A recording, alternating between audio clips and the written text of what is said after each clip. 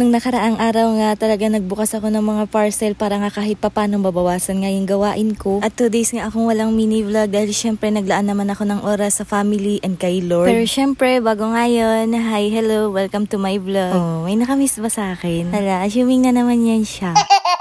Minsan kasi kahit anong gusto nating kumayod ng kumayod para nga sa pamilya, kailangan din natin mag-day off. Pero pagtapos ng day off, nanghihinayang yan siya sa pwedeng kitain sana.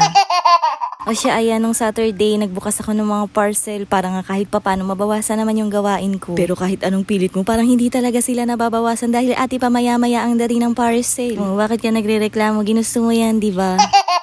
Pero kidding aside, hindi na para magreklamo dahil karamihan nga sa ating gustong-gusto talaga mag-affiliate. Kaya naman mapapa-thank you Lord ka na lang talaga dahil kahit papano yung mga gamit nga na gusto mo sa bahay, ayan, nakukuha mo na nga ng libre. Kagaya na lang yan table cover dahil meron nga nagsuggest sa akin na next ko naman daw i-makeover yung table nga namin or dining table. Pero wala nga akong balak na dikitan niya ng wallpaper dahil syempre baka naman pumangit yung dining table ko. Buti na lang talaga na-approve nga ako dyan sa table cover kaya nga ayan, hindi na siya para mahirapan. Dahil ayun, nilagay niya na lang instant ganda na. O siya, ayan, syempre sa isang buong araw ng mga nanay, hindi nga pwedeng mawala yung mga hugasin na yan. Lalong-lalo na nga yung pagsasaing dahil syempre, obligasyon nga nating mga nanay na paghandaan ng pagkain yung mga pamilya natin. Sa isang araw nga, halos isang beses na lang din talaga akong nagsasaing. Dinadamihan ko na rin kasi yung pagsasaing tuwing hapon para nga abot na sa amin hanggang kinabukasan. Tapos, naglalagay nga lang ako ng suka sa sinaing para nga kahit papano hindi agad masira yung kanin. Sa mahal ng bilihin ngayon, kailangan talaga maging wais. Bali, ganyan lang naman talaga yung gawain ko araw-araw kapag wala nga akong DIY o makeover project. Kundi nga maglilinis, syempre nagluluto naman. Kaya minsan talaga hindi ko na alam kung anong i-content ko. Dahil alam ko kahit ako nauumay na ako sa pinagagawa ko araw-araw. Pero wala naman akong choice dahil yan naman talaga ang buhay ko araw-araw. Basta may parcel, okay na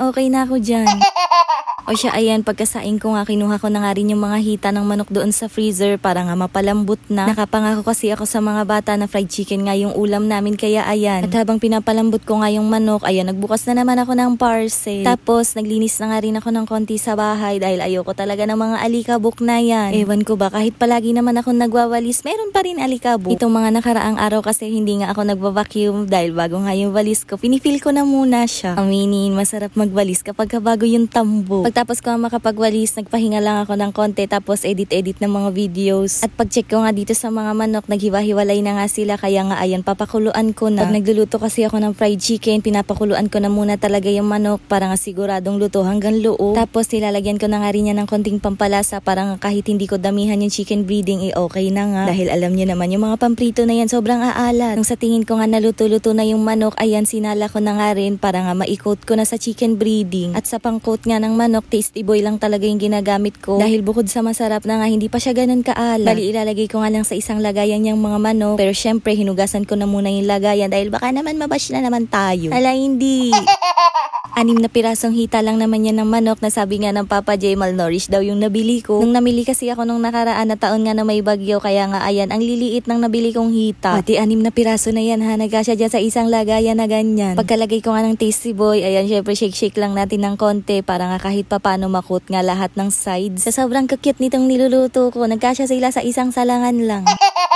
Pero syempre thank you Lord pa nga rin dahil kahit ganyan nga lang yung kaliliit, sobrang saya na ng mga anak ko dyan. Kahit kasi nakakabili naman kami ng manok, hindi nga kami palagi nakakapag fried chicken dahil alam nyo naman hindi nga yan maganda sa kalusugan. More on adobo, sinigang or tinola nga kami kapag manok yung ulam. Kaya nga kapag ganyan na nakapagprito ako, nakutuwan-tuwa yung mga bata. Aba syempre pati na rin yung mga feeling bata. O siya, kain po tayo.